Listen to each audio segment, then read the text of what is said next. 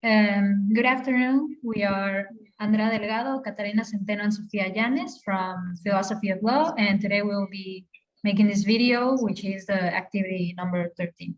We'll start now.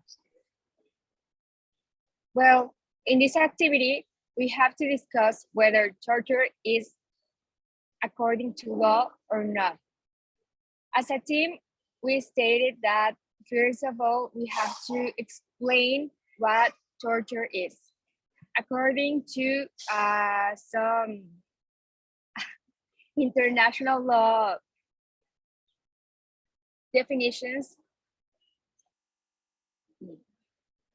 torture is the intentional infliction of severe mental or physical pain or suffering by or with the approval of state agents.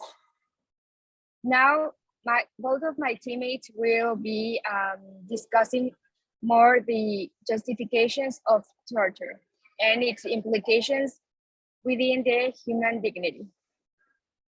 Well, as my teammates say, torture is a method that has been widely used throughout human history, and it's like to obtain information by using coercive methods like punching, burns, ripping out nails, and other painful ways to gain a confession. And it was really interesting learn about Kant's point of view in the subject.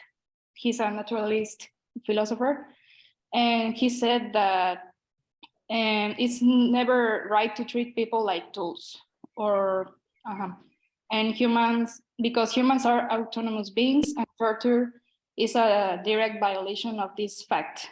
And in other hand, utilitarians will claim that torture could be the right thing to do if it brings about the greatest good for the greatest number of people. And also I listened to the podcast and I like the answer Nancy Sherman gives to the host, because she said that torture is never morally acceptable. And I agree with her.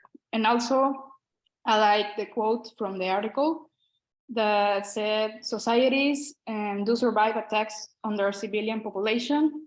Yes, but we're vulnerable, but we won't be destroyed unless out of their desperations, we abandon the moral foundation on which this country has been built. And it's saying in a context about the United States of America.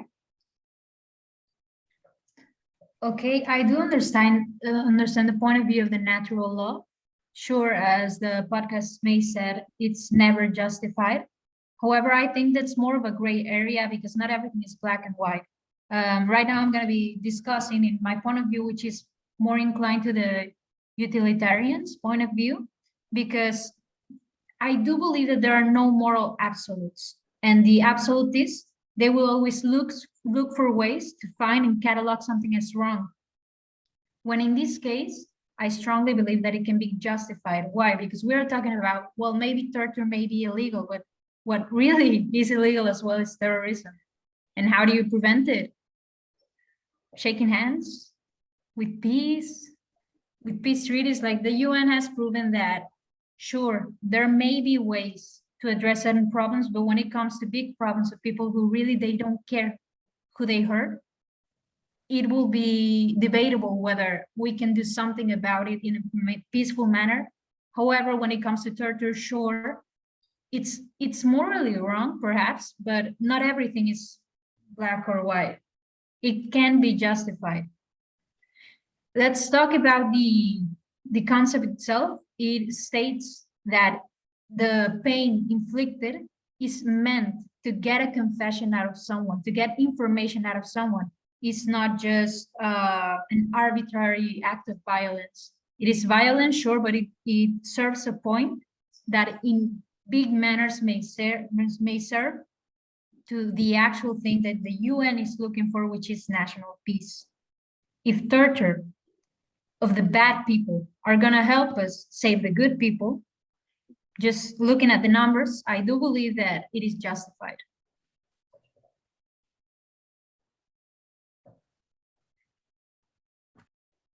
Well, I definitely agree strongly with both of my partners. Like Catalina says, from a naturalist point of view, torture isn't justified because human rights, as we have seen in this class, human rights have like a complete protection of all human beings, whether they're bad or good. We have stated that human rights serves all. And from the utilitarianism point of view, as Sophia says, I think we have to agree in that torture is like meant for something, you know, and the use of this force, abuse of force, can be justified in cases like terrorism or any human rights crimes.